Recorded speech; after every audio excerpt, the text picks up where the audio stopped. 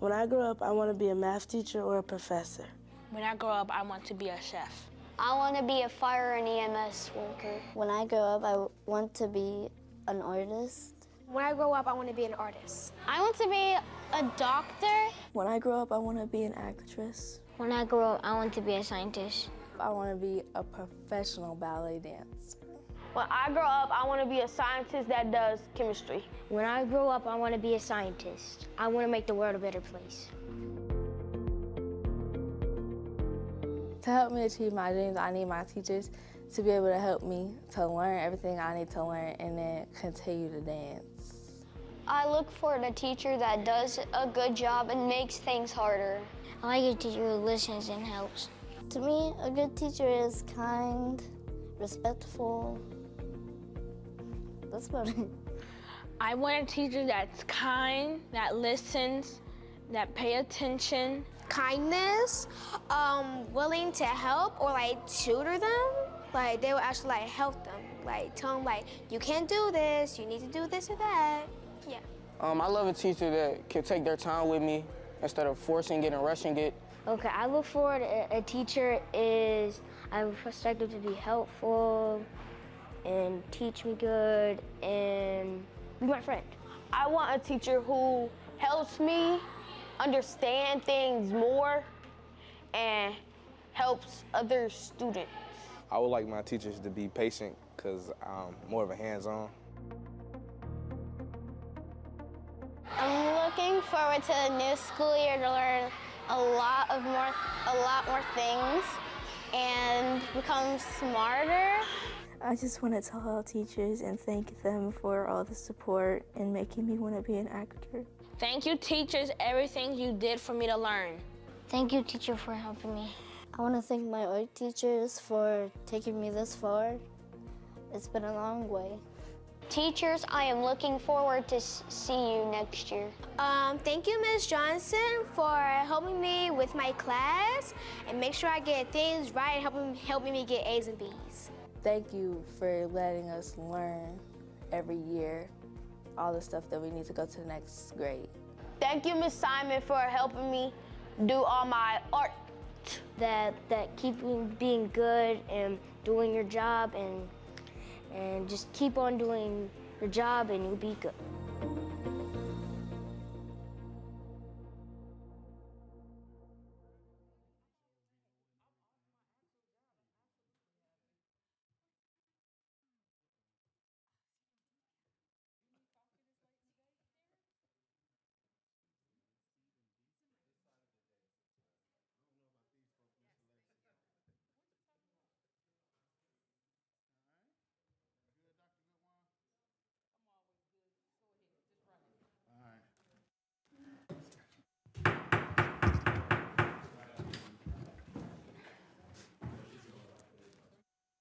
Hi. Good evening. I would like to call this Tuesday, October 15th, 2024 business meeting to order. Madam Treasurer, may we have a roll call, please? Oh, yeah.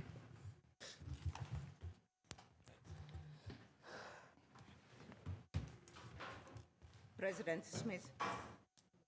Present. Ms. Wick. Present. Dr. Goodwin. Here.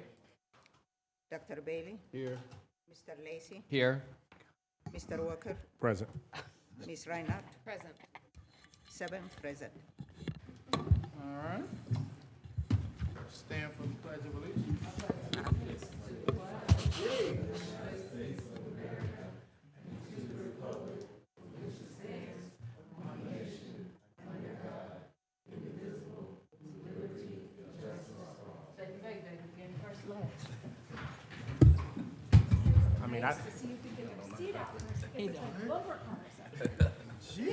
Jeez.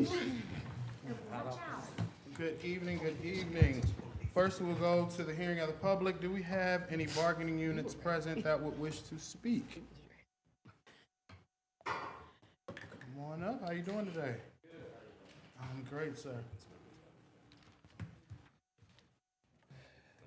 How's it going? My name is Nathan Griffith, and I'm the field rep for OPSI. Thank you for the opportunity to speak today.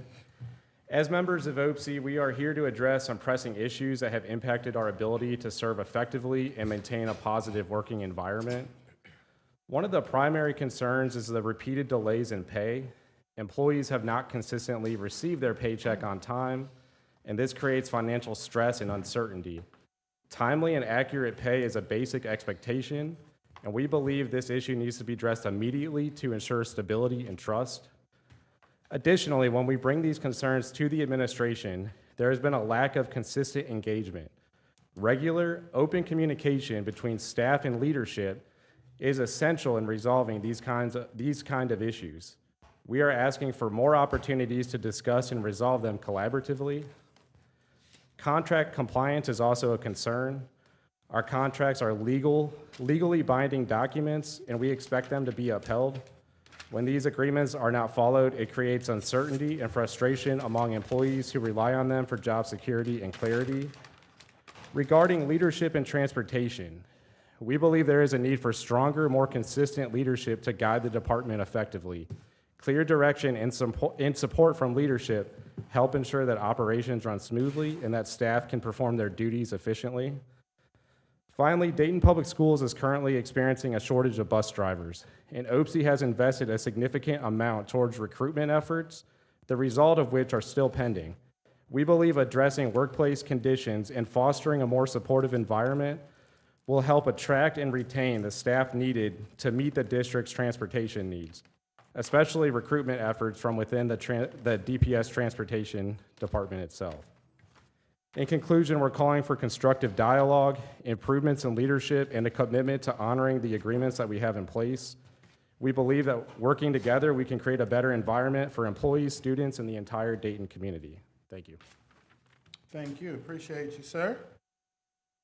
Do we have anyone else? Ms. Winfrey? I see you in the building. Would you wish to speak? Oh, we love it. We love it. I just had a feeling. I had a feeling. Take your time.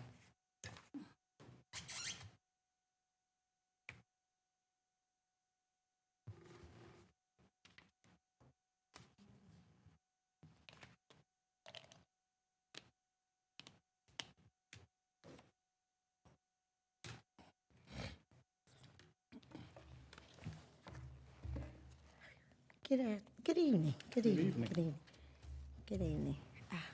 Protocol being established. Dr. Lawrence, board members, good evening to you all.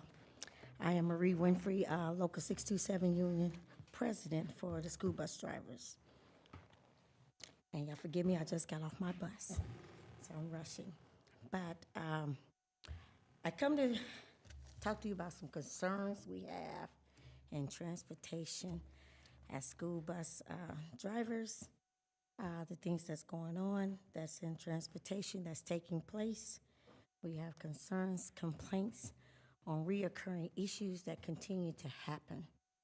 One of the things I want to say before we get started is that we've been embarking on some of these issues since 23-24 school year, trying to resolve some of these issues. And I want to thank Dr. Lawrence, the superintendent, and his leadership, and our business manager, Dr. Marvin Jones, whom has come and met with us weekly so we can resolve some of these issues of past grievances that did not get taken care of before the end of the school year. I would like to thank them for continuing to pushing me to say proper protocol and the way to go. But at this time, we have exceeded our steps in the protocol of how things need to be done for us to get the things that we need to be resolved. And we have a lot of issues that's not getting resolved in the transportation department for the school bus drivers. One of the issues, and forgive me for being so late besides that, our payroll. Drivers has not received correct pay. Drivers haven't received their step increases that has worked and has anniversary dates. They're missing hours. At this time, I sent an email over that I have 15 drivers from the last pay cycle. It's missing money. The hours wasn't put in correctly. They're implemented incorrectly. Some has field trips. Some has one-way, some has canceled trips. Others have we picking up extra students and we're not being paid for that on uncovered routes. We just have a lot of issues dealing with our payroll. I have been in phone calls with the payroll department and met in a meeting with the treasurer and the payroll department, see we can resolve some of these issues. It doesn't fall under that area. It does fall up under our management, where we have a person that does put the information in the Time Clock Plus under this new area that they're trying to use, which is called a Google form, which is called the transportation link. But we also have our papers that we have that stays on the bus, which is the legal documents that we must have on the bus while we're doing field trips. And at this time, they're not using those legal documents. They just want us to put everything into this Google link, which is only connected at the transportation department, but it is not connected within the DPS payroll, or the treasurer has no access to it. And what they use, per what the conversation I had from them, Ms. Hayes, Libby Hayes, and our treasurer and assistant treasurer, that everything they receive from us comes out of the Time Clock Plus. So we consider that part of the problem that we have, that we are not getting paid correctly. Also, the other problem, which I know for a fact Dr. Lawrence have gave a directive to our management staff to do our payroll on Friday. So when on Monday, you can go back and check for mistakes. That is not being done, period. They do all our payroll on Monday. And so there are the mistakes that takes place. You can't catch everything at the same time. That's why we have a lot of TAs coming back to you to have those things done. If they do it correctly on a Friday, that'll give you the option and the opportunity to fix it on Monday. Even if we have field trips on the weekend, which we do, you can put that in there on Monday so everybody will be able to get paid during that week for their time that they have work. That's part of our issue that we have. We also have issues dealing with our routes. We came in this year with 124 routes, and we only have 124 drivers. They did not consider the drivers that are on sick leave, maternity leave, and they did not consider the extra board, which is 13. So that means that's 136 routes. We are behind in that, and I know we're hiring and progressing, but that causes a problem and a trickle effect. They're going in here changing routes around now to supersede the things that we need to cover these students and pick these kids up. And we are picking them up. We're not getting paid for the extra ones, but we are doing our job in covering those routes. But it's just that in our contract, it states if our routes are increased or decreased, that's when the things be changed. They're changing schools, they're changing students off of buses, which students should stay on those buses, or if you are, notify the parents correctly. Notify the driver correctly. Put it in a time management setup, and that is not being done. So we still have that issue. We do not want students to get on the wrong bus. We do not want students to go into the wrong school, and then we have to go back and pick them up from that. So we're trying to do exactly what is stated that we have to do. Our job is to transport the students, and we are doing that. But we have to deal with the issues of our management not having things in place, organized correctly from the beginning, so it can run properly and smoothly during this time. And this has been going on since we had our route pick in July, the end of July. We also have other more important things that are mostly important, is violating that contract. That contract is a binding agreement. Our management uses it and violate the articles that we have listed, that we all agreed to and sign. Some of them, as I just stated, is routing is one of them. Pay is another one. They also use that article saying management rights. We do have things that we do have rights on in this contract. This is a binding contract. We do have this every time that we have class action grievances. Dr. Lawrence and Dr. Jones has told us, try to work things out, communicate, have better collaboration, better commitment, and we're doing that in the union side, but we need to have our management do the same thing. As we meeting with him weekly to resolve some of these issues. We also need to meet with our management staff to resolve these issues. Issues of resolution has not came to play. As Dr. Lawrence has told us before, and he said it to me many times, you bring a problem, bring a resolution to resolve that problem. We try to do that as much as possible. I want to say this as the last statement that I'm going to say. We had a union meeting. All members and all parties that was at this meeting was over 50 members. Over 50 members voted no confidence in our management staff. That is not very good for us at the Transportation Department, that none of the members have confidence in our management staff. We're asking the board for y'all to help us out to intervene to resolve some of these issues. Please resolve some of the issues dealing with the pay. We want the drivers, and I'm encouraging them to come to work because it's about the students and making sure they get to school. But when you interfere with their hard-earned money, they got things that they have. Economy does not slow down. There's hardships involved just as well. We need to take a look at that just as well. I thank you for the opportunity to allow me to speak.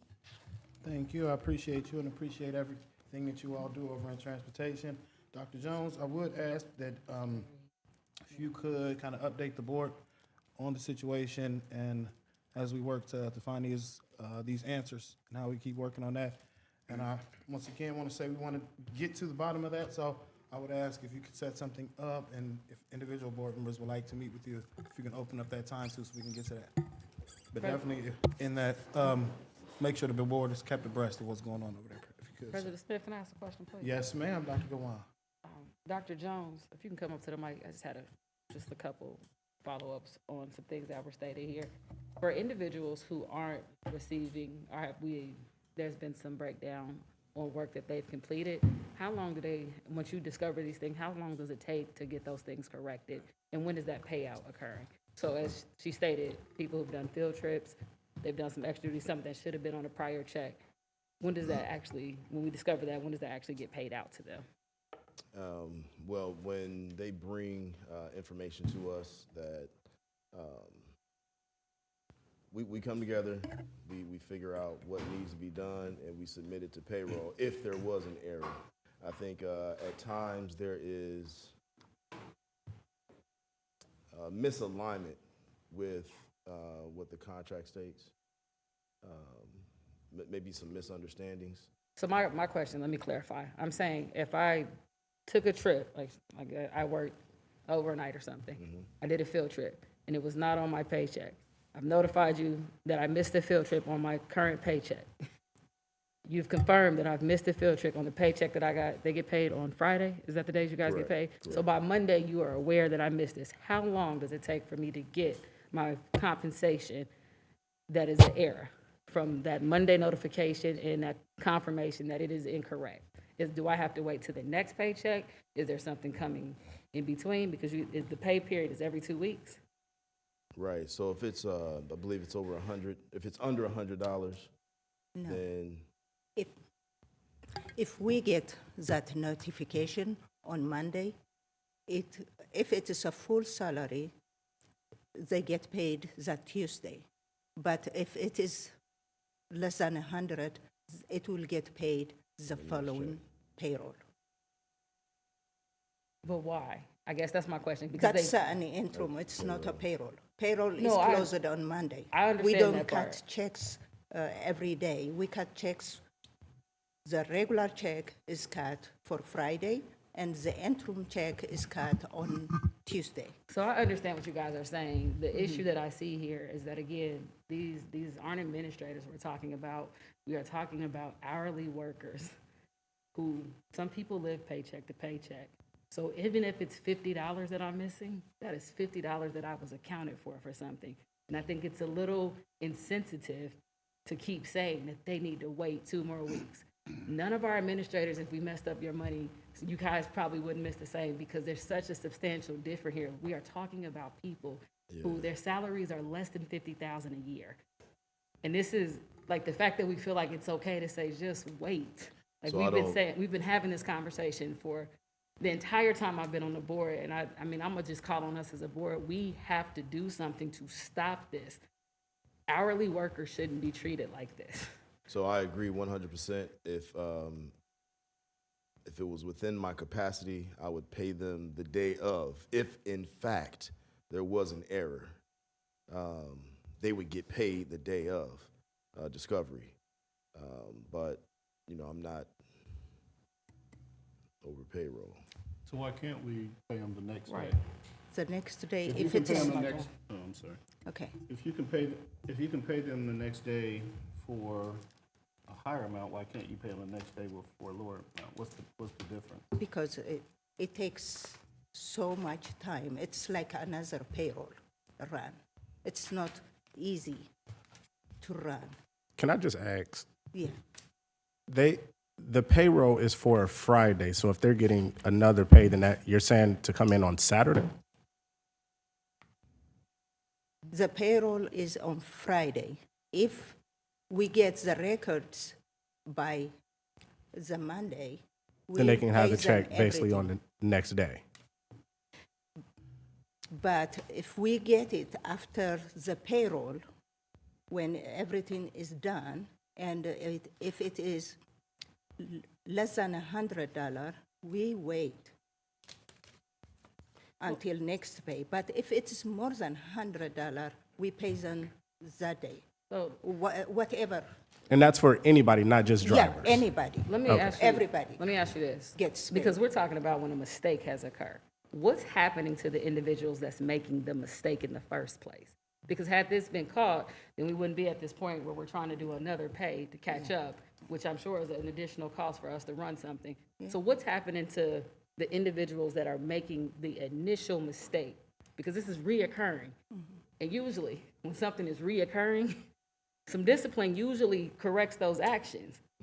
Is that even happening for us?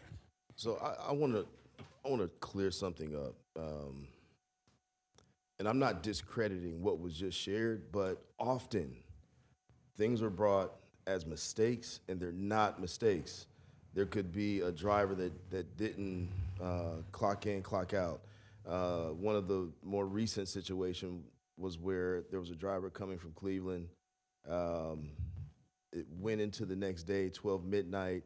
They were supposed to be paid double time at that time, but the way TCP works, the system that we use, they clocked out and that was it. And so we had to go back in and do a TNA. We did that, but it's not, often there's a lot of gray. It's not black and white when dealing with a lot of these issues. So is it a people mistake or is it a software mistake, is what I'm trying to understand based on the example you just gave me. I would say perhaps a combination. So what's happening, again, my question, if we know it's a combination of things, what is happening to remedy this? Because again, this is a conversation that most of continues the to happen. issues that I've dealt with were past payroll issues. This just came to fruition within about a month. And again, we're often sifting through, okay, where was the mistake made? And we're not talking about the vast majority of our drivers. We're talking about 10 to 15. But sometimes it's a clock-in issue.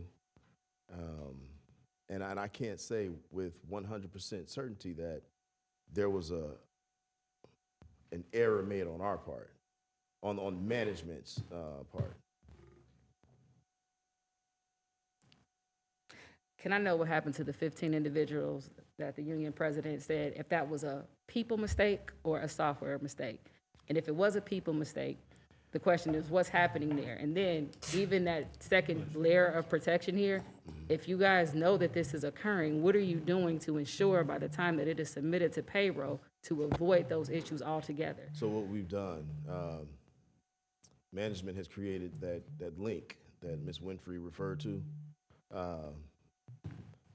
The vast majority of the drivers use it. It works. I want to correct something as well. The drivers are using the field trip tickets. That's mandated. We just don't use them for payroll per se. We use the Google link where it has all of the information that's needed to receive that additional pay.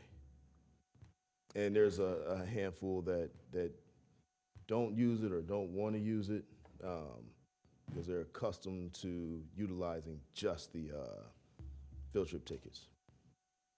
But I will get that information for you, the 15 drivers that Ms. Winfrey shared with us that have not been paid adequately. Thank you. I will say it is a serious thing when a union takes a vote of no confidence in a group. It is. It is not a light thing to take for them to come up here and say that they've done such an action, to be collective in that matter. And that makes me as a board member go, what's happening at the point that you guys got to the point where the union president came up to tell us these type of things. I don't know the validity, I don't know the story behind it. I only see what you guys give us this month. But it's concerning because, again, this district is made up of people. I agree, 100%. I believe that there have been things happening I've been dealing with trying to clear out grievances from last school year. We've been working through the process. Ms. Winfrey is correct in sharing that with you. But again, it's been an ongoing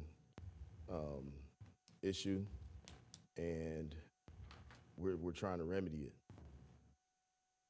Okay, can I ask to the treasurer, with regards to step increases, do you process those or does HR process those? HR used to process them. Maybe now, since those people pay assignment is coming to us, so we are planning to process those. So the Treasury Department will process the step increases with no records, as well as process out what that step increase amount will be. Can you do that by law? No, I have to find the records. So can I ask who authorized you to do both instead of HR doing the initial process that has been here in place for years? And why the sudden change now? Because I think that's where the holdup has come in with step increases. So I'm just curious of who decided to change that and why? Dr. Lawrence, can you explain what we discussed? I don't think it's an explanation. It's a board action that was taken to move those positions, and then the positions, not what HR was already doing. Then we had a meeting. The board had a meeting? Not the board. Oh, okay. I'm just curious of what I missed. Yeah, not the board. The treasurer's office and the superintendent's office, which includes HR, had a meeting to discuss those duties and responsibilities. So with the duties and responsibilities and then what has been classified as the treasury cannot do by law, how did it end up the treasurer still doing that? Or maybe I should ask legal that, since legal is here. Well, legal doesn't answer things on the floor. Right. Well, so if we want to talk about that, we can move it to. I think because that's been a repeat thing of a lot of individuals in this district who were supposed to get step increases and have not, who were supposed to get retention bonuses and have not, because everything has been pushed to the treasury to do and not HR, who has done it in the past. So if we could discuss that on where did that change occur and why, that would be great. All right. Can I add something real quick? Yes, and I want to say, if we're having that, it's a separate discussion. I definitely want to keep this in this space about what was presented, because I don't want to move too far out of the space of the conversation around. But for point of information, President Smith, that is what she presented as individuals Right. not being I'm paid saying their step increases. That's the conversation too that we would have then up with legal if you want to have that, because legal wouldn't be here to speak on those things on the floor. Dr. Jones. Relative to routes, we did have an increase in the number of routes, but the catalyst for that was an increase in the number of students that attend DPS. Not solely what Ms. Winfrey shared. I'm not discrediting what she shared, but we also had an increase in the number of students. Also, as of right now, there are 10 drivers who received, or we just picked up and distributed 10 interim checks today. And again, just going back to the payroll issues, at times drivers just miss the clock in. And I can get that data for you as well. All right. Appreciate that, sir. Like I said, I'll go ahead, Ms. Witt. So, I mean, we have some broken processes, right? Sounding like, or my logical mind. So when somebody from transportation, is there somebody that verifies all the information, whether it's from a Google sheet or a time clock that gives it a stamp? Somebody that is that advocate for that employee in that regard from that department that then feeds that information to payroll so that it's accurate? Is this an information reporting inaccuracy issue? Or is it like, I mean, what does that look like? And how are we verifying that every employee at the transportation department on a weekly basis, hours are turned in correctly so that they're paid? Good evening, everyone. Hi. So yes, we do actually have some processes that we're working on. There are individuals that are involved with overseeing the process. That's one of my main roles. Some of you were actually on the board years ago when I came into administration. And the issues that were with our payroll prior to that. During that process, while Dr. Lawley was still here, while Dr. Lawrence was over transportation, and now with Dr. Jones, we have worked to actually clear up a lot of those issues. We have worked to improve those processes. We have worked to make sure that drivers are getting paid on time. That is something that I take very seriously. I remember what it was like when I was a driver and I worked the whole year and only made $16,000. I had a business on the side, so I was okay, but I understand what the pay was like. That's something I take to heart. Now, during this time of transition, there has been a little bit of misunderstanding. When we're explaining to drivers, pairs, mechanics, DSS employees the new process, there are some learning pains there. When we find that there are certain issues, we make sure that we work well with Treasury to inform them what's going on and to get the pay corrected as soon as possible. But there have been some growing pains. There have been some people that do not want to use the link, and we have communicated with them how to use it properly so that we're able to track field trips, so that we're able to track canceled trips, so that we can actually look over this process and be a lot cleaner on it. Addressing one thing that was said, we do actually go over time on a normal basis. We do actually go through, and there's somebody in office, a time management specialist, that you all approve that actually looks over all this stuff on a normal basis. We have close to 200 employees in the department, and in our contracts, there are different nuances that are not as familiar in the other union contracts. When we're speaking about a lot of things when it comes towards drivers being paid, we're talking about some of those nuances of the 2 hours for a field trip at a minimum. We're talking about for an uncovered route, the 30 minutes that's paid, and those things do matter. But we are improving how we get that information, how we look over that information, and what we've done in this recent time, we went back through over the last week, myself and the time management specialist, went back through all the old field trip papers from an agreement that we did make with the union in one of those Thursday meetings with Dr. Jones. And we looked and saw who did not fill out the link. We made sure we sent those corrections over to Treasury. They paid out today anyone who was owed over $100 based upon the stipulations that were set forth. And those that weren't, we made sure that we individually, I put a message over everyone's time clock that was owed hours, and I also sent them an email so that they would know what was going on. So there are processes in place to catch a lot of these errors. Some things come through and they are an issue, and I take full responsibility for anything that I might have missed. But I am very passionate when it comes towards paying our employees, paying them on time, and paying them well. These issues typically are not the time that they were on the clock. We're talking about the nuances there. And when it comes towards that Sunday trip that we're talking about, that was a system error. And when that system error was caught, that system error was sent over, and those times that were missed weren't $100, so a check wasn't cut. That's not the portion that I'm speaking on. Like I said, I work well with Treasury. I'm not saying anything negative there. Yeah, I have a correction on that. If we receive it, even though less than $100. If we receive it before Tuesday, we get it.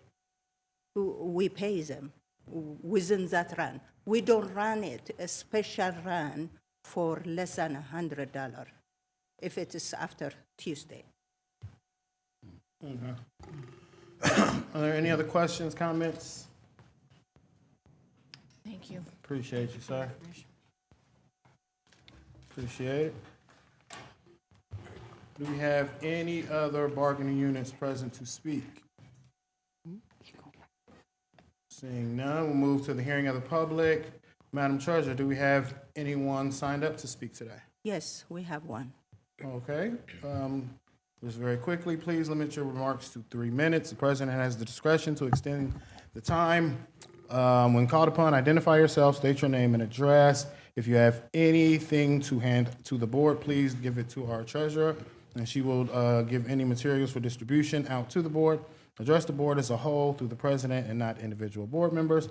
And lastly, it is inappropriate to address any matter involving pending disputes, grievances under a labor agreement, disciplinary action involving an employee or student, ongoing labor negotiations, concerns or matters that have already been settled, and/or any matter which, because of its nature, is deemed appropriate to be discussed in executive session. Madam Treasurer, who do we have registered to speak this evening? Miss Lynn Weaver. Okay.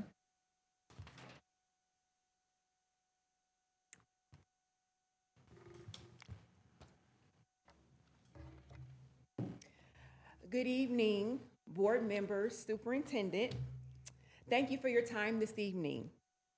My name is Lynn Weaver, and I live in Northwest Dayton, and I'm a former Wolverine of Dunbar, 1998. I'm a registered dental hygienist of 17 years. I also have a Master's of Public Health, and I always knew that when I was going to school and when I graduated, I wanted to work in the community doing something. I'm very passionate about oral health, and I'm now trying to combine the two together. I am out there now trying to promote oral health in my community. I don't know if you knew this or not, but did you know the oral mouth, the oral health is linked to the body? They're actually linked together. The blood vessels in the mouth go throughout the whole body and actually is linked to all the organs. A lot of people don't know that. So I'm really passionate about not only just talking about oral health, but how they're linked together. The name of my company is called Smart Smiles, LLC. This program focuses on educating children about the importance of oral health through interactive, hands-on activities ranging from tooth decay, gingivitis, bad breath, nutrition, and at-home oral hygiene care. These activities are designed to engage their attention and help them build positive dental habits that will promote mental and social health and reduce dental anxiety. A lot of us have dental anxiety. So I'm really trying to combat that at a young age. My presentations will work best in classroom settings to give more interactive demonstrations. I'm hoping that we can all work together to introduce Smart Smiles LLC into the elementary schools and middle schools. Thank you. Thank you. I appreciate you coming out. I'm going to ask if you have anything, give it to our treasurer and she'll make sure we get it. Dr. Lawrence, do you have anybody that could speak with Absolutely. Ms. Weaver? Absolutely. Miss Weaver, the 1998? 1998, and I would add that I'm a 1984 graduate of Dunbar as well. So Wolverine, we happen to have our Director of Health Services here, Jordan Harris, and he will certainly sit down and speak with you and set something up. Thank you. Hey, no Thank problem you for at your all. time. You're welcome. Thank you for coming out. Sorry for being a Dunbar grad. Just being honest. Appreciate it. Do we have anybody else registered to speak, Madam Treasurer? No, that's it. Okay, thank you. Moving on, Dr. Lawrence. President Smith, I would like to recommend we move administrative appointments until after the come back from executive session. So moved. Oh, we don't need to move. We don't have any motion. Second? Recommend. Second? I'm out No, of we don't. myself. That's cool. All right. We don't need a motion for anything for it. Gotcha. All right. All right. I recommend approval of the following after July 10th. So moved. Second. All right, it's been moved and second. Any questions? Seeing none, we have a vote. President Smith, No. Ms. Wick, No. Dr. Goodwin, No. Dr. Bailey, No. Dr. Mr. Lacy, No. Mr. Walker, Yes. Ms. Reinhardt. No. Gotcha. 6 no, 1 yes. Okay, Dr. Lawrence. I recommend approval of the following certified appointment. So moved. Second. It's been moved and second. Do we have any Who questions? seconded it? I did. Smith. I think I beat Mr. Lacy to it. Any questions? Seeing none, may we have a vote? President Smith, Yes. Ms. Wick, Yes. Dr. Goodwin, Yes. Dr. Bailey, Yes. Mr. Lacy, Yes. Mr. Walker, Yes. Ms. Reinhardt. Yes. 7 yeses. I recommend approval of the following classified appointments. So moved. Second. Been moved and second. Do we have any questions? Seeing none, may we have a vote? President Smith, Yes. Ms. Wick, Yes. Dr. Goodwin, Yes. Dr. Bailey, Yes. Mr. Lacy, Yes. Mr. Walker, Yes. Ms. Reinhardt. Yes. 7 yeses. Dr. Lawrence. I recommend the approval of the following classified exempt employees. So moved. Second. It's been moved and second. Do we have any questions? I do. I sent an email asking about these positions, E1 and E9, and have not heard anything back. So, any clarity on those? I mentioned that we would talk about those in executive session, so we can pull For those until we come E1 back. and E9. So E1 and E9, we will move to after executive session. Any other questions?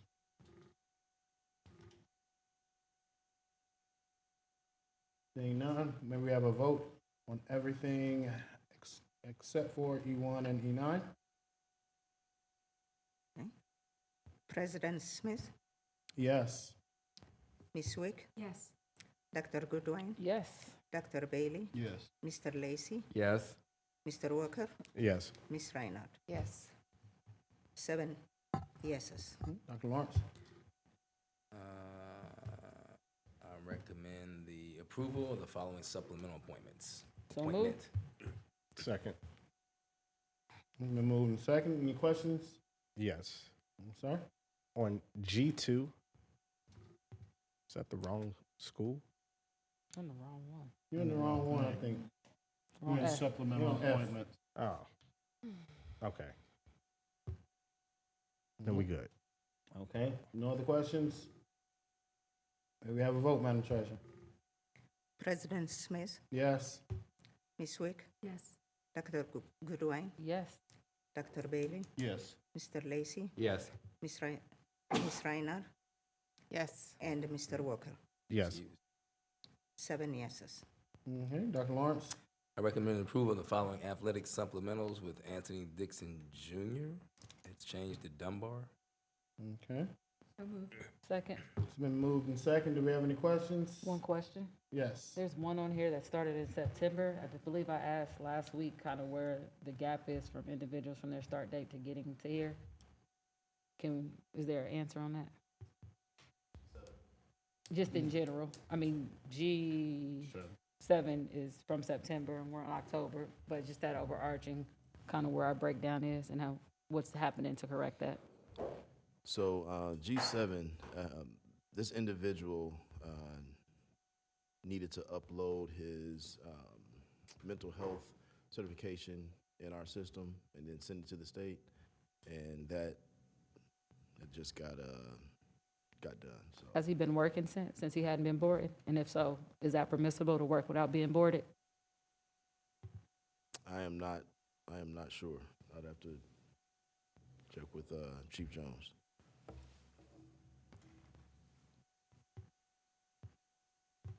And if he has been working, why wasn't this caught before? Excellent questions, Dr. Goodwine.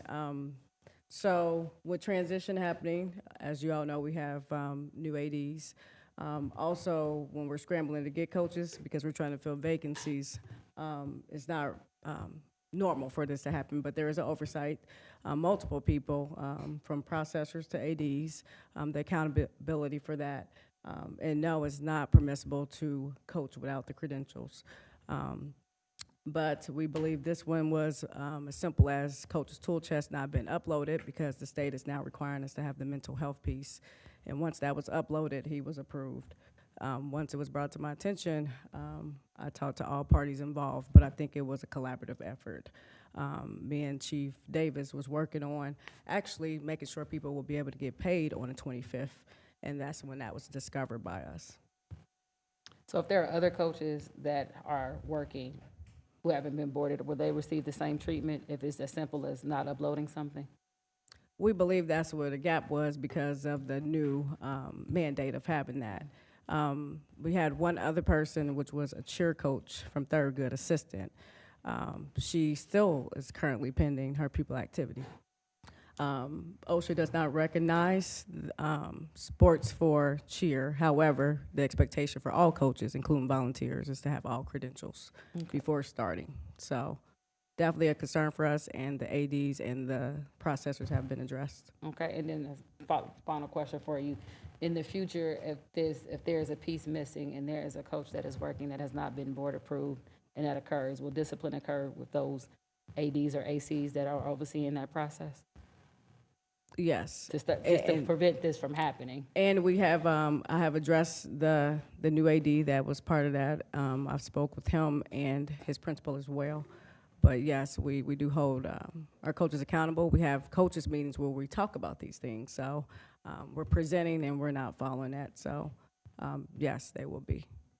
All right, thank you. Chief, while you're there. Sure. Any update on flag football? So flag football, Dr. Jones and I, we talked about trying to come up with a supplemental for that. We're thinking maybe one of the lower rates from one of our minor sports just to make it comparable. So we're working on that, and we're going to go through the process. We're filling out the paperwork for HR to make sure that happens. As far as our vacancies, we do have people in mind. We assume it will probably be the ones that did it last year, but we want to just make sure we go through the proper process. So for the ones that did it last year, will they be compensated for the work that they did last year? Because I think that's, I'm not going to take a job if I didn't make anything last year. I'm not going to do it again for free. I was an advocate of that when we were in real time. However, when we brought that initiative, the coaches at that time, they knew that they were volunteer and they were willing to do that to get it off the ground. So from my standpoint, when we boarded them that way, they knew, and I think that's why we're trying to fix that for the upcoming season. Appreciate it. Thank you. Thank you, Chief Jones. President Smith, I'd like to move the resolution for administrative compensation. We didn't vote yet, sir. All right. I'm sorry. I'm trying to get out of here by 8. Jeez. Any other questions on 3G?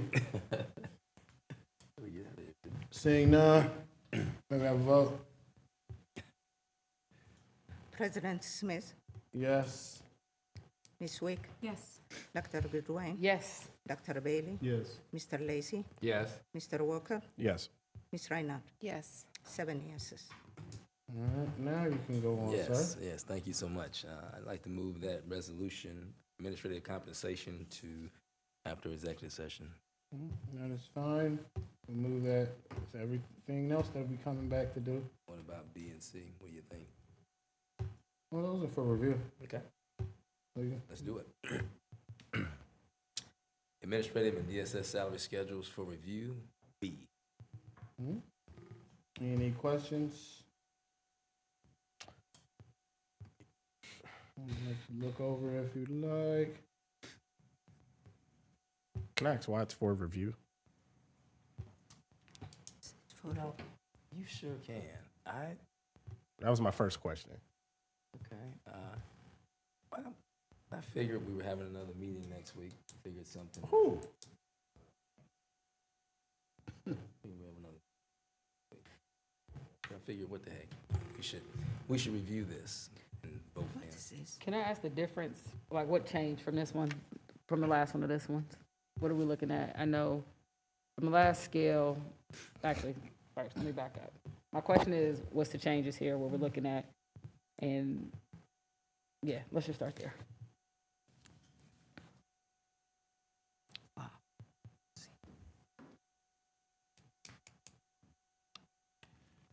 We're on B, Good evening, correct? everyone. Okay. So from last, the principal salary schedule is totally different. The amounts changed based on how much the principals were making. So no one takes a pay cut. So the principals are totally different. Also, we changed the years of experience. It was 0 to 3, now it's 0 to 2. Because that's 3 years. Otherwise, the first time it would be 0 to 1, 1 to 2, 2 to 3, and 3 to 4 before they got a raise. So it was 4 years. Now it's actually 3-year increments. That's how it was supposed to be. So we fixed that. The one for administrators is about the same. There's just some minor differences, and the DSS. Okay, I see a new position called a lead principal. What is that position exactly? And actually, I see a couple new ones. Are the yellow ones indicating new? Not on the DSS side. And so what are the keys here? What do the colors mean that are not the blue and white? Because there's 3 yellow and 1 red. I don't think we have a lead principal position. What is that as well? So I'll speak to that, Dr. Goodwine. Colors first, please. What's the color key? That way I can follow you. Oh, where you get red from? It's a red one on the second. Yeah, this is. It's on the third page. It's above the yellow. It's school Safety, facilities police. monitor, That's and orange. above You that, guys might be a little Oh, colorblind. it is? I see it now. It's pink. It's not red, it's pink. it's salmon. It's red. It is. It's in the red. It's salmon. like it Let's pink. not go with the color. Does it say lead principal? So yes, lead principal is the Yes. first one. Yeah, I added that in for elementary and for secondary. How's that different than a principal? Yeah, how's that different than principal? That's someone who would actually not have principal supervision, but work intimately with other principals as a mentor, coach, person that they could call. So yeah, in addition to, of course, they could always do that with the chiefs, but someone who might be also the next chief of elementary or chief of secondary. So There's some space for development. Let's add another administrator though now. can I Oh, just there's say, nobody in. Can I just say that this position existed before and it wasn't a successful process for Dayton Public Schools. Oh, I didn't pass Okay. this down. I mean, you know what?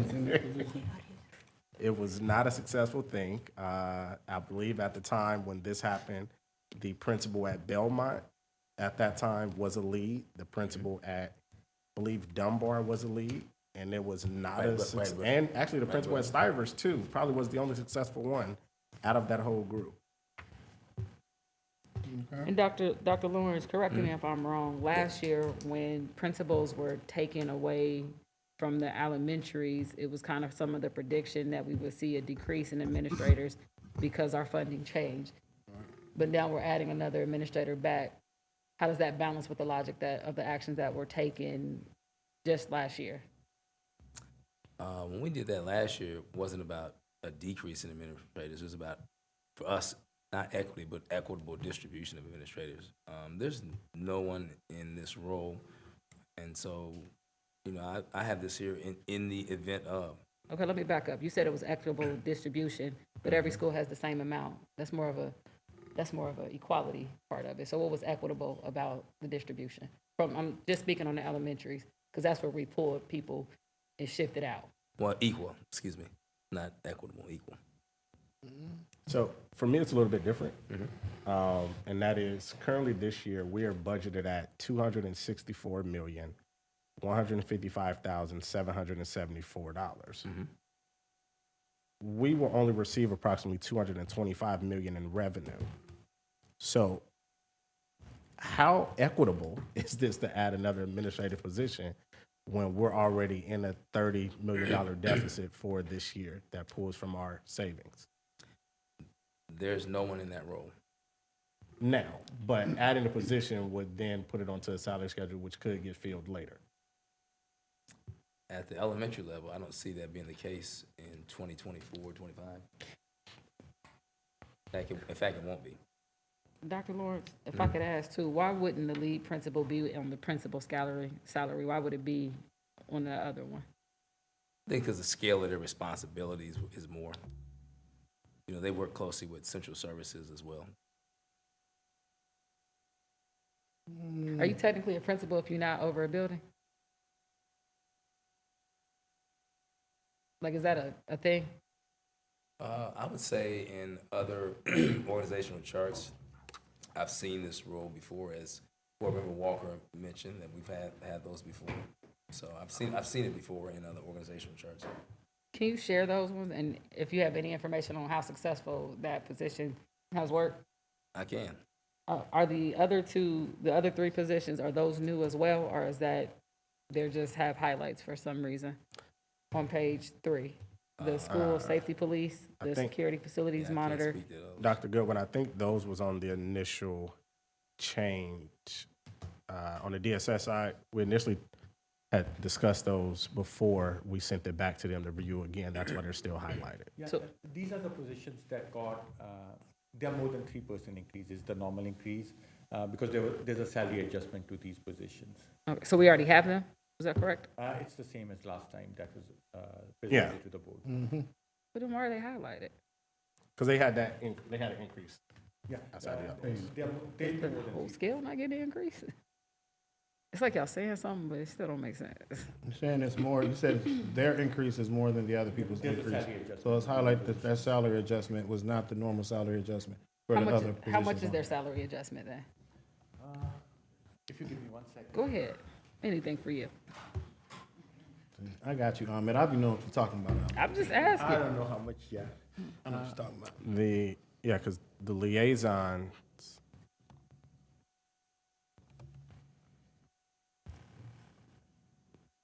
so liaison, the monitors. And while you're looking that up, I know you guys went through a process with the principals. Was that process mirrored with the other positions on here? Not until today. We just sent something out today asking for resumes for all the other positions that are on here. So is it possible that this may adjust too once you get that information back? No, I think it's just best practices. We did it for the principals, and we should have something on file with everyone's resume. Some of these, the DSS ones, those are pay scale adjustments, not necessarily based on your background. So, Okay, school safety police liaisons are at 2163 currently, so they go to 26. Security facility monitors are at $20.72 per hour, they go to $25.40. Transportation logistics specialists are at $23.54, they'll go to $27.69. Okay, can I know too, I don't need to know right this second, how many individuals are in those positions?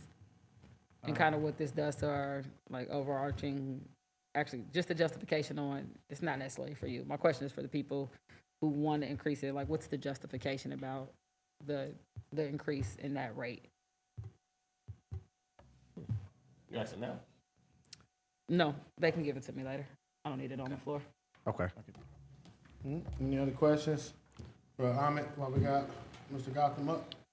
So they're all going from, are these technically steps? Is that the same thing as steps?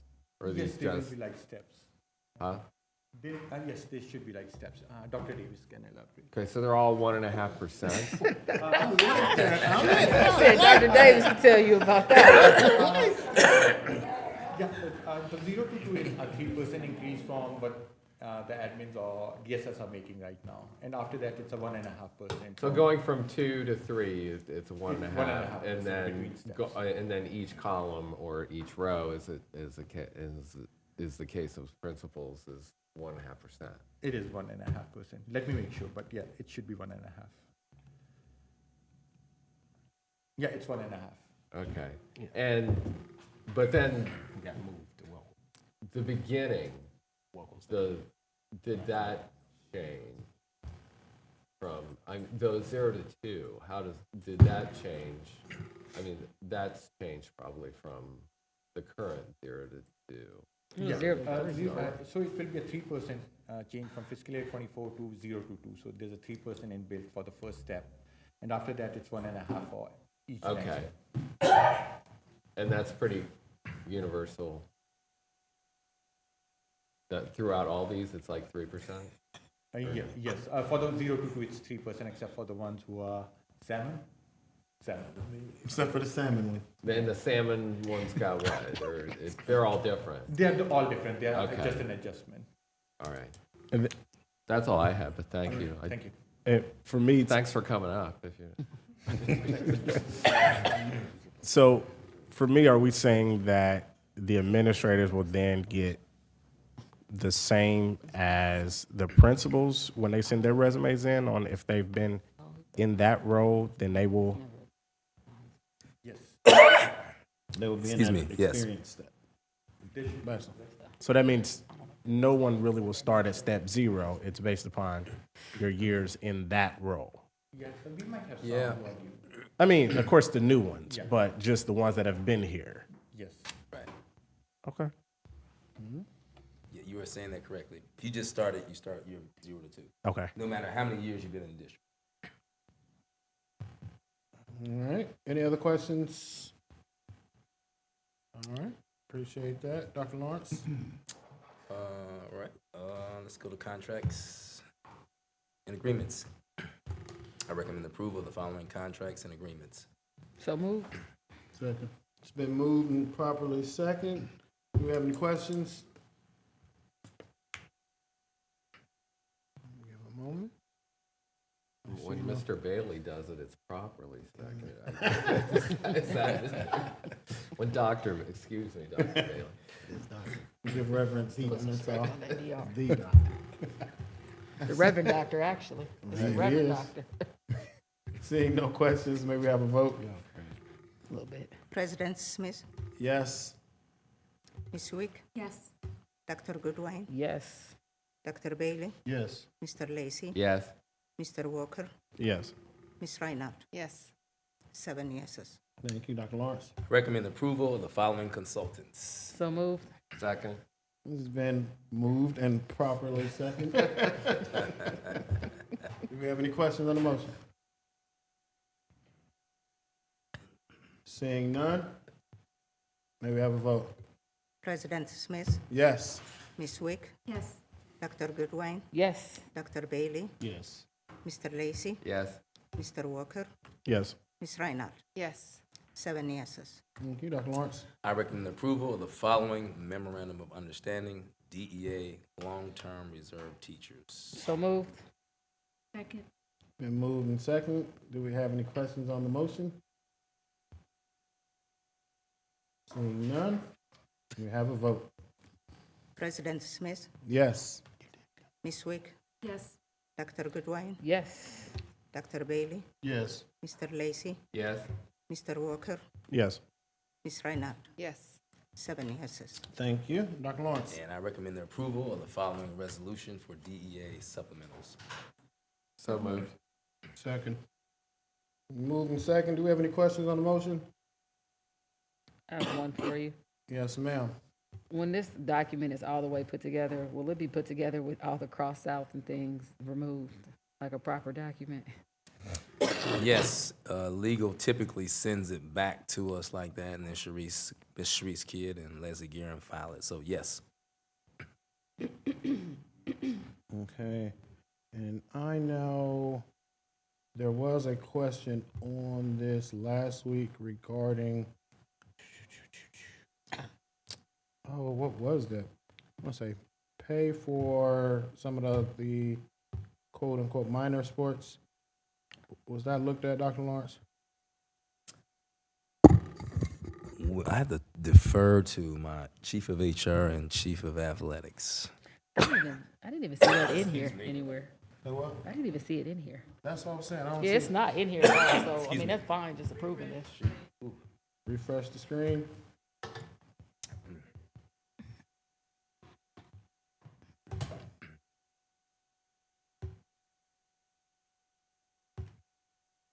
I love when Miss Kidd just shot it out from the She side. does, right?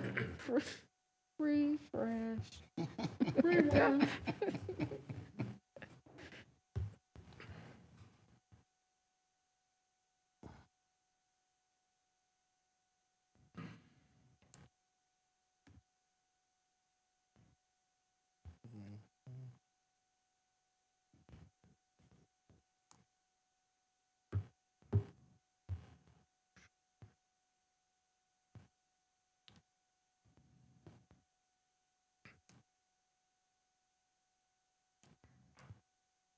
Okay, they're on this one.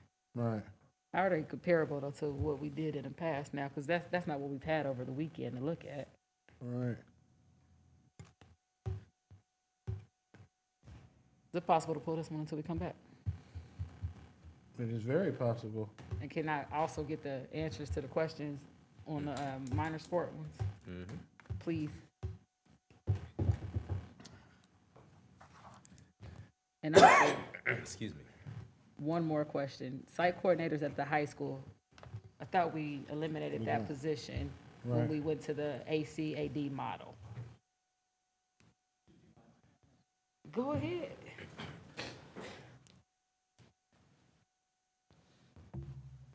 Yes, Dr. Goodwine, the site coordinators, we put that in the contract as kind of a placeholder if we would ever go back to site coordinators. I think the only site coordinator there is at Welcome Stadium, is that correct? So in the original, they missed the Welcome Stadium one, so when I looked You over. gotta talk to the mic. You gotta talk to the mic. Sorry. So when I first looked at it, they did not have the Welcome Stadium one, which is Ms. Neal's position, which we definitely need for welcome events. And then because sometimes it takes a while for updates, we thought it would be appropriate to put the high school ones in there in the event they may or may not come back. Well, should that also read / Welcome Stadium? Because you still don't have it in here. You have Yeah, high school and middle school. Right. Those are two. We had some additional discussion with the DEA for that, and they understand that it's paid at the high school rate, but through the negotiation process, we decided to keep the language about Wesley Welcome Stadium. Did you get that in writing from them? I'm sorry. I said you get that in writing that they understand it's at the high school rate. It's an understanding. We could all disappear tomorrow. Disagree tomorrow. I would say put that in there, because I'm just that's saying. how we knew it was missing, because we saw Welcome Stadium was not in there. So I do agree, especially being in those rooms when we are not intentional It's with the not in language. there. All right, so, yeah, I would. Sorry, Alex. I'm just fine. Well, I was just gonna say that, one thing that I wanted to give a little bit of, context for this process is that the collective bargaining agreement has the supplementals for both the building supplementals, like the instructional supplementals, and the athletic supplementals. This document that's in the union contract has not been updated for a long time. I think it's been, almost 10 years or so. During negotiations last session with the DEA, we agreed to hold this off, and all summer long, we've basically been working through the process of putting together, updating the building supplementals, which we call the extra duty pay, and then the athletic supplementals. It really was a good collaborative process. We've had, the entire, academic team, Associate Superintendent Minor, Chief Sheehy, Chief Dooley, Chief Spurlock were very deeply involved, and then Victoria was very involved as well with all the athletics. The DEA actually met and ratified this yesterday, and it resolves this issue that has kind of been a large issue. Also, was part of an unfair labor practice that was filed. There was a lot of time and energy put into this. I think it's a good update. It was a pretty heavy lift for the parties. I have one more question for you, because I wouldn't found the thing that I asked you guys for. So I see here under athletic supplementals that the cheerleaders and drill team have been completely eliminated, and I don't see them re-added in anywhere. Yes, they are. They're, if you look under Yes, at the other under one. D, there's cheer for fall and winter, and we wanted to put them up at the higher rate because of Title IX concerns. What page are you on? It's it Page should 7. be, yes, 709, yes. D. Head coach, baseball, track, volleyball, soccer, softball, bowling. We also have assistant cheer coaches in F. And again, we wanted to make sure there was parity between the girls' sports, the boys' sports, and obviously, cheer as well. Okay. Which is Thank a you. tie, yeah, so that's the rationale. But Y'all know we weren't gonna miss the cheer. But to piggyback on Dr. Goodwine's, the flag dance one is no longer for the high school. So Yeah, is that eliminated? So those are the people who work with the band. That's kind of the question. The people who do the flag and the dance part in the marching band. That wasn't my area. No, I'm not aware that that's been eliminated. And, you know, the one thing about this supplemental process is that this, you know, like I said earlier, this had not been updated for about 10 years. What the parties have done in the past is whenever a new supplemental comes up, we'll meet with the union, get an MOU together, and, you know, add something, adjust the rate, you know, however is appropriate. So if there are any supplementals that the board wants to add to this list, we can definitely work through that process. And, you know, the DEA has been, you know, very good in working with us in terms of, you know, making sure, you know, they want to have these supplementals as much as the board does as well. So you know, this was, you know, the kind of comprehensive update for the contract, but I don't want the board to have the impression that this is the final say. We do need to meet with the union. I think that they've expressed that, you know, from time to time, if we add a new program, they want to be included in that process. Dr. Lawrence has expressed that we work hand in hand with them. So I don't think, to the extent we want to add something, there should be no problem. And I'm not aware of any particular exclusion for that program. So the people that are working currently in these drill team capacities, whether a dance instructor or a flag instructor, what happens if this is crossed out? I can check that and give you a specific answer to that, but I don't know that specific answer right now. I would ask, like, if we talk about this, because I do think an amendment needs to occur to add in that the people who are out that are currently in position, which are the flag / or dance instructors in band, because those are roles there. But I would also ask too, if you guys could look into also working to extend the contract from 1 year to 2 years. Just mainly, when you can get a 2-year contract, your chances of trying to build programs is a little bit longer than if you're just here on a 1-year supplemental.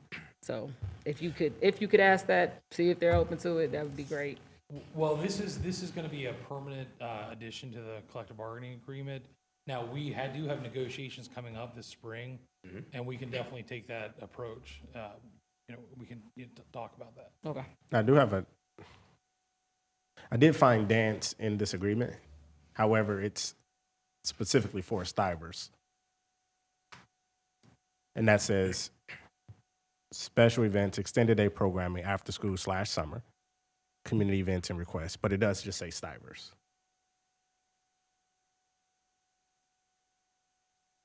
Well, I can definitely confirm that.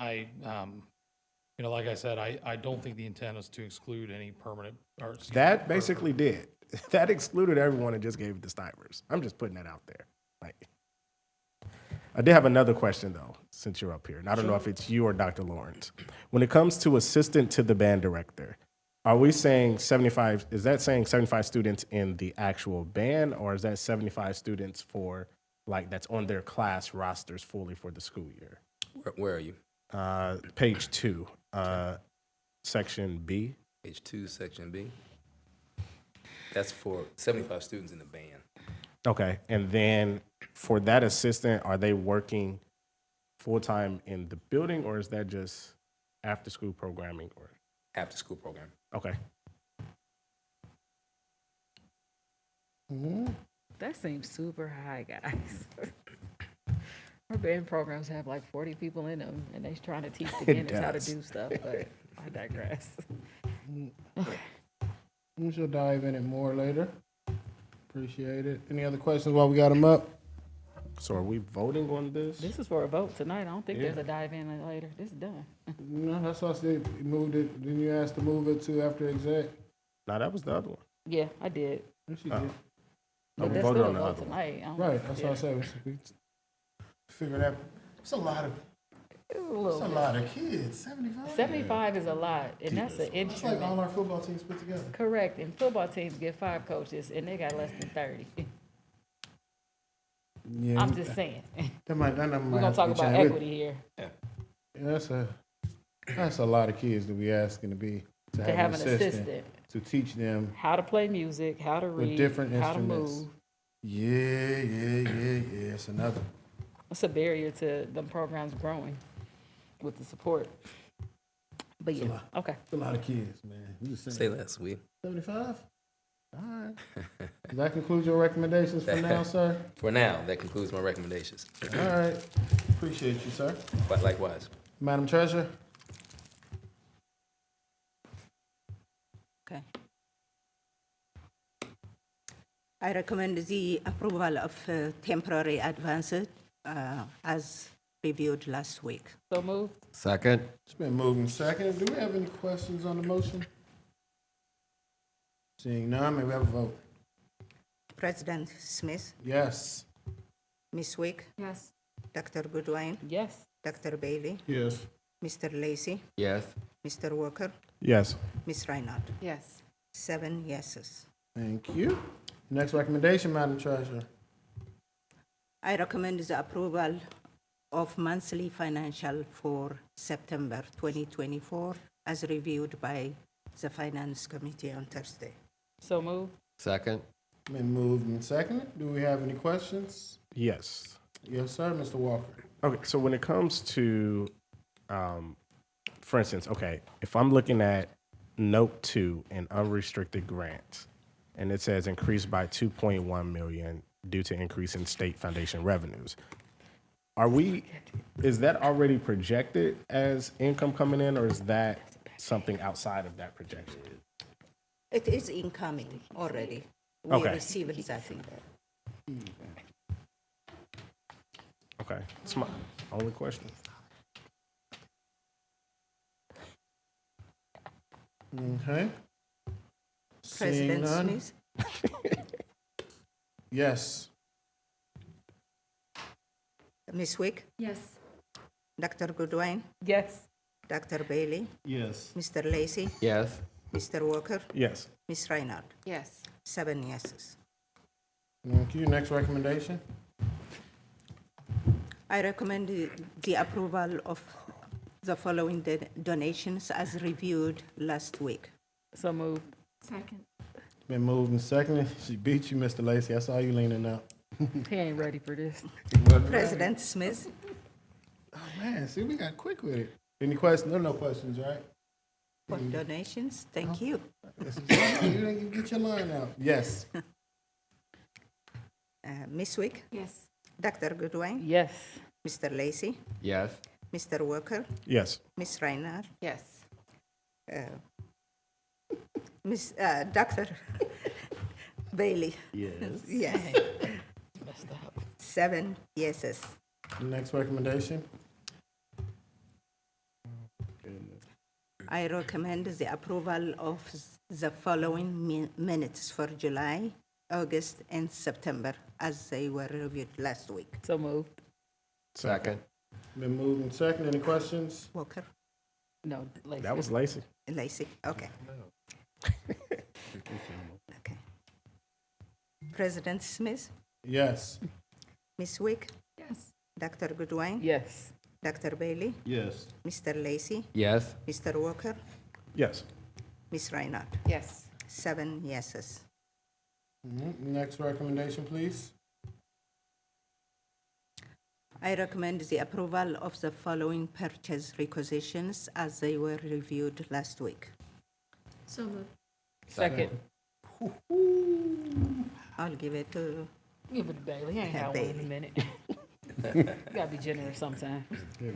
Any questions? Yes. Can I pull Dragonfly Athletics for a separate vote? Okay. Any other questions? Seeing none, may we have a vote for everything except Dragonfly, please, Madam Treasurer? President Smith, Yes. Ms. Wick, Yes. Dr. Goodwin, Yes. Dr. Bailey, Yes. Mr. Lacy, Yes. Mr. Walker, Yes. Ms. Reinhardt. Yes. 7 yeses. Next, now we have a vote. Can we have a vote just for Dragonfly, Madam Treasurer? Oh, Okay. sorry. Yeah, this is one I have a conflict with. Okay, I figured it was something. Does that have anything to do with your fake referee? Now it's faking. See? Okay. Can't wait. You know what? I'm just saying. Madam Treasurer? President Smith, Yes. Ms. Wick, Yes. Dr. Goodwin, Yes. Dr. Bailey, Yes. Mr. Lacy, Yes. Mr. Walker, Abstain. Ms. Reinhardt. Yes. 6 yeses, 1 abstain. Thank you. Next recommendation, please. That's it. Okay. Thank you very much, ma'am. Let me refresh my screen. I don't know how my screen got messed up.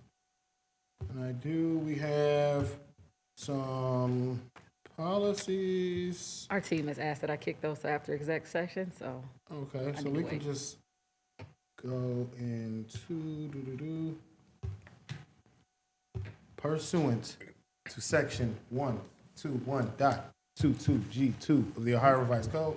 I move that this board go into executive session. This meeting is being held to consider the appointment, employment of a public employee, as well as to confer with our attorney. Do I have a second? Second. It's been moved and second. Do we have any questions? Seeing none, may we have a vote? President Smith, Yes. Ms. Wick, Yes. Dr. Goodwin, Yes. Dr. Bailey, Yes. Mr. Lacy, Yes. Mr. Walker, Yes. Ms. Reinhardt. Yes. 7 yeses. If we could briefly join us in our board conference room for executive session. Just want to say technically. That would be brief. Technically, we finished all business in a 4 executive session. Before 7. No, before 7.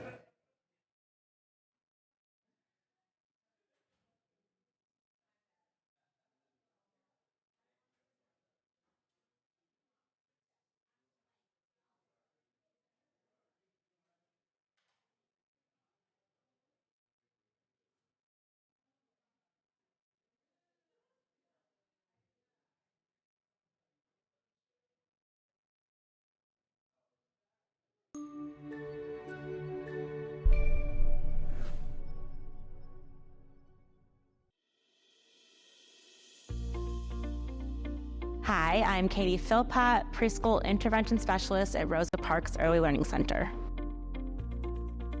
My position is to educate all preschoolers who come through our doors into our classroom and service students on an IEP, Individualized Education Plan, and it's a way that all students can access the curriculum and education. The kids are vibrant and excited every day to come to school, and they're learning literally how to school, and that's so important. DPS has lots of opportunities for growth. They give you ample professional development hours, which you need for your degree to continue on teaching. It's a great place where you're gonna meet all kinds of people. You're gonna meet every kind of student there is, and there's gonna be challenges for sure, but when you handle those challenges and overcome them, you'll feel so proud of yourself. I enjoy the people I work with. They are some of the best human beings you will find on this planet. I enjoy how there is a preschool program for families who want access to that. That's very important to the K-12 curriculum. It's a great place to be, and if you look around the buildings, you will see active learning, you will see bulletin boards with the learning on it, so you know that there are great things happening in the classrooms. Every child who enters our classroom feels that their learning is important and that they are valued and they are important. So being the one to do that is like a warm, fuzzy hug.